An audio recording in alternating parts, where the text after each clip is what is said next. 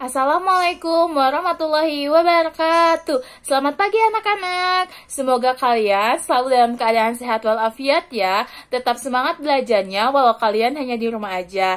Anak-anak, kali ini kita akan membahas pembelajaran 3, tema 1, subtema 2. Nah, diharapkan setelah kalian belajar kali ini, kalian bisa memahami apa sih potensi alam dan kepadatan penduduk dalam peta itu, menyebutkan ide pokok dari teks percakapan, dan menceritakan kembali isi teks percakapan, dan satu lagi, dapat memahami nilai-nilai luhur Pancasila dalam kehidupan sehari-hari. Nah, anak-anak, seperti yang sudah kita ketahui bahwa negara Indonesia itu sangat luas. Nah, kali ini kita akan belajar mengenai karakteristik geografis Indonesia dalam peta. Nah, coba lihat. Di situ ada gambar apa? Di situ. Nah, itu merupakan gambar apa? Gambar peta. Nah, kali ini kita akan membahas itu ya anak-anak. Apa sih peta itu? Ada yang tahu nggak peta itu apa? Peta adalah gambaran seluruh atau sebagian permukaan bumi. Nah, biasanya gambaran tersebut dilukis pada bidang datar dengan skala tertentu. Jadi, ketika kita akan membuat peta itu ada yang namanya skala. Tujuan peta itu untuk apa sih? Nah, tujuan peta itu untuk memberikan informasi penting tentang ruang suatu wilayah. Contohnya nih, kalian pengen tahu bagaimana sih ruang atau bagaimana sih bentukan dari negara peta Indonesia itu? Nah, kalian bisa lihat. Di situ Ibu sudah memberikan gambar mana apa? Peta Indonesia. Nah, kalian bisa tahu kan bagaimana bentuk Indonesia itu, terbentang dari mana sampai mana Indonesia itu. Nah, bisa dilihat dari peta. Selain itu juga ada fungsinya peta itu untuk apa sih? Nah, ada yang pertama, sebagai penunjuk lokasi suatu tempat di permukaan bumi. Peta juga bisa berguna untuk menunjukkan suatu arah sehingga kita tidak tersesat. Contohnya nih, kalian dari Bandung mau pergi ke Jogja, tapi kalian tuh nggak tahu kemana ya arahnya. Nah, dengan peta kalian bisa tahu kalau misalkan dari Bandung ke Jogja itu lewati kota mana dulu, habis itu ke kota mana, harus pergi ke arah barat, timur, atau selatan. Nah, dengan peta itu kalian bisa menentukan lokasi suatu tempat. Apalagi sekarang kalian bisa lihat kan yang namanya Google Map. Nah, itu lebih mudah bisa menunjukkan jika kalian ingin pergi ke tempat, misalkan dari SD Plus Al Aita mau ke Trans Studio Mall misalnya, tapi aku nggak tahu nih tempatnya. Nah, dengan adanya Google Map itu kalian tinggal klik, nanti tinggal ditunjukin di arahnya sama Google. Nah, jadi lebih gampang. Itu ya fungsinya peta. Selain itu, untuk memperlihatkan ukuran jarak atau luas dan arah suatu tempat di permukaan bumi. Nah, dengan itu kan ada skala nih. Nah, skala itu biasanya menentukan jarak antara di peta sama di kenyataannya itu sama. Nah, seperti itu. Tapi biasanya itu dibedakan dengan adanya sentimeter. Nah, kalau di peta misalnya sentimeter, kalau misalkan di kenyataannya kilometer, seperti itu ya. Selanjutnya, untuk menggambarkan bentuk-bentuk di permukaan bumi sehingga tampak terlihat jelas. Nah, misalkan apa sih memperlihatkan bentuk-bentuk di permukaan bumi? Misalkan kan seperti Pulau Jawa. Nah, Pulau Jawa itu bentuknya seperti itu. Dengan adanya peta kita dapat tahu kalau misalkan bentuk Pulau Jawa itu, seperti yang terlihat di peta itu ya. Selain itu juga misalkan sungai, laut, gunung, seperti itu. Selanjutnya, sebagai alat penyedia data tentang potensi suatu wilayah. Misalkan Pulau Kalimantan memiliki banyak tambang dan Pulau Jawa memiliki banyak pesawahan. Nah, sehingga di dalam peta itu bisa terlihat bahwa, tempat tambang ini adanya di daerah ini. Kalau di Pulau Jawa pesawahan itu adanya di daerah ini. Misalkan di daerah Cianjur banyak nih pesawahan. Nah, di situ bisa ditentuin nih dituliskan di situnya menggunakan simbol biasanya. Nah, di pembelajaran selanjutnya kalian akan membahas mengenai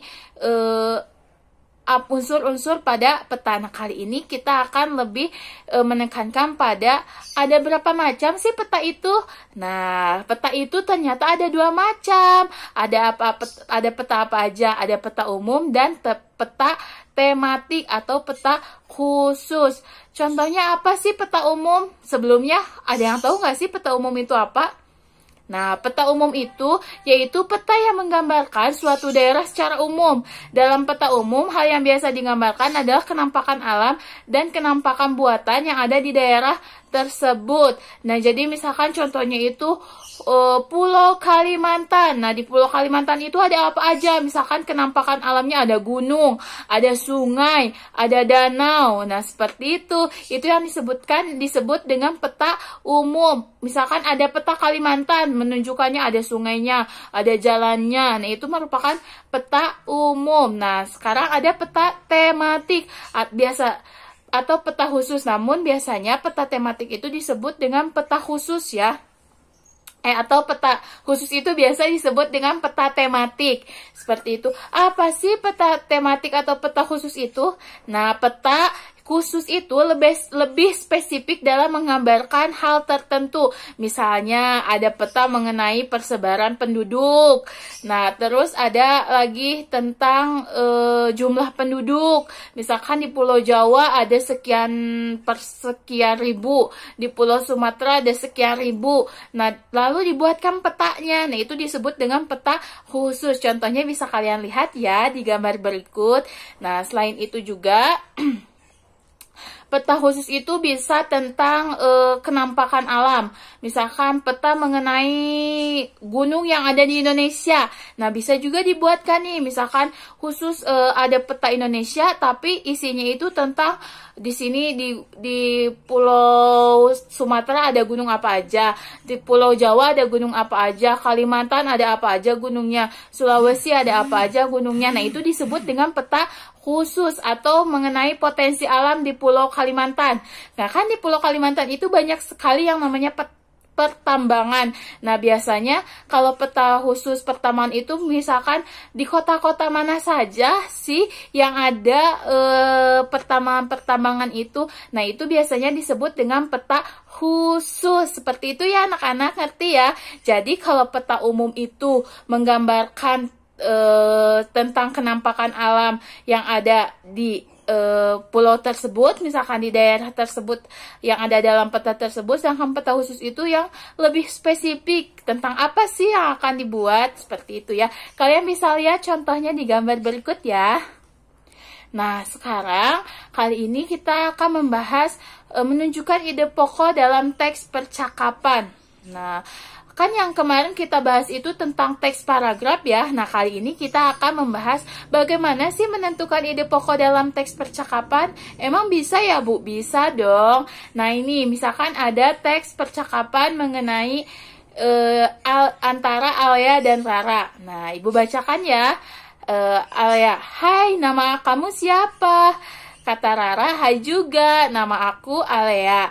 Sedangkan Rara menjawab, "Kamu berasal dari mana dan agama kamu apa?"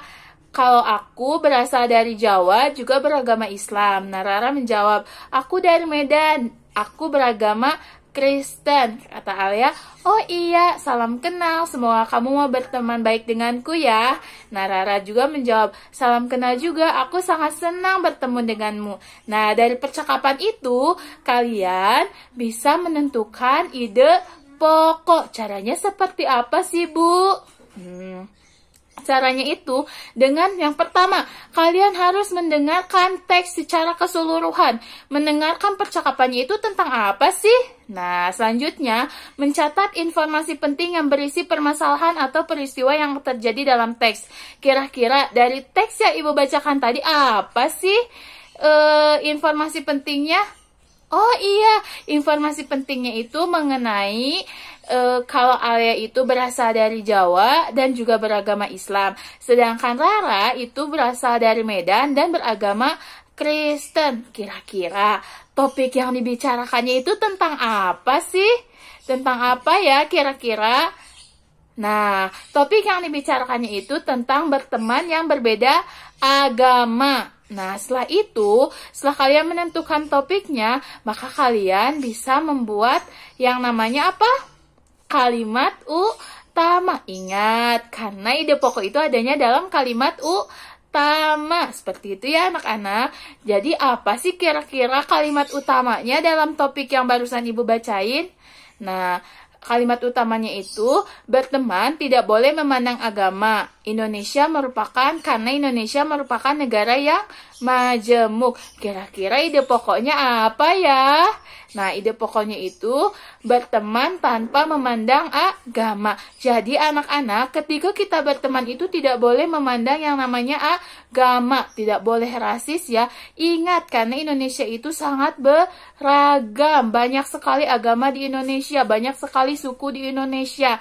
Nah, maka dari itu kalian tidak boleh membeda-bedakan. Seperti itu ya anak-anak. Karena kita itu dalam kehidupan sehari-hari itu selalu berkaitan dengan yang namanya nilai. Nah, oke anak-anak, kalian bisa perhatikan ya gambar berikut. Nah, di situ ada gambar peta Indonesia dengan berbagai orang yang menggunakan pakaian yang berbeda. Ada yang menggunakan kerudung, ada yang menggunakan kayak bukan udeng apa ini? Yang ini, nah itu tuh menunjukkan bahwa Indonesia itu banyak sekali perbedaan agama. Ada agama Islam, Kristen, Hindu, Buddha, Konghucu, seperti itu. Nah ingat, walaupun banyak sekali perbedaan, banyak sekali keragaman di Indonesia, tapi tetap tidak boleh yang namanya negara Indonesia kita ini menjadi terpecah belah. Walaupun kita berbeda, walaupun kita tidak sama keyakinannya, tetap kita harus bersatu. Hal itu karena apa? Karena adanya nilai-nilai luhur Pancasila. Apa sih Pancasila? Nah, Pancasila itu anak-anak sebagai ideologi dan dasar negara, serta apa? Pandangan hidup bangsa Indonesia. Segala sesuatu kegiatan yang kita lakukan itu harus menganut atau harus berdasarkan nilai-nilai luhur Pancasila. Nah, kalian wajib dan harus mengimplementasikan nilai-nilai Pancasila itu dalam kehidupan sehari-hari. Nah, ada beberapa contoh implementasi nilai-nilai luhur Pancasila dalam kehidupan sehari-hari. Yang pertama, tadi ya, toleransi dalam umat beragama dan antar suku. Kalian tidak boleh nih membeda-bedakan. Aku nggak mau berteman sama dia karena dia agamanya Kristen. Aku nggak mau berteman sama dia karena dia itu seorang Konghucu. Karena aku ini Islam. Nah, tidak boleh kalian itu seperti itu ya. Tidak boleh. Misalkan ada teman kalian berasal dari Jawa, misalkan sukunya Jawa. Sedangkan kalian Sunda, aku nggak mau berteman sama orang Jawa, aku nggak mau berteman sama orang Batak. Nah, tidak boleh ya seperti itu. Jadi kita harus toleransi, saling menghargai. Selanjutnya, melaksanakan gotong royong ketika lingkungan kotor nih, maka kita harus melaksanakan yang namanya gotong royong, bekerja bersama-sama, karena segala sesuatu jika dikerjakan dengan bersama-sama akan lebih mudah, selain itu juga lebih cepat. Selain itu juga ketika kita melaksanakan gotong royong itu, rasa kekeluarganya itu semakin dekat, saling mengenal lebih dalam, seperti itu ya. Selanjutnya, menghargai perbedaan pendapat orang lain. Nah, ketika kalian sedang berdiskusi dengan teman kalian, terus ada yang mengemukakan pendapat, nah kalian itu tidak boleh langsung menyangkalnya, aku tidak setuju dengan apa pendapat kamu. Nah, tapi kalian harus, oh iya seperti itu, ayo kita kita bicarakan lagi bersama-sama, seperti itu ya. Jangan mengambil keputusan secara sepihak, tapi harus secara keputusan bersama gitu. Ketika ada perbedaan pendapat, dibicarakan dulu bersama-sama. Jangan tiba-tiba aku tidak setuju dengan pendapat kamu, pendapat aku yang lebih bagus. Nah, tidak boleh seperti itu ya anak-anak. Selanjutnya, menjaga kerukunan antar warga masyarakat, seperti jangan membuat gaduh, terus tetap silaturahmi, seperti itu ya anak-anak. Nah, anak-anak, sekian dulu pembelajaran dengan Ibu. Semoga kalian dapat memahami ya materi kali ini. Sampai jumpa di pertemuan selanjutnya. Wassalamualaikum warahmatullahi wabarakatuh.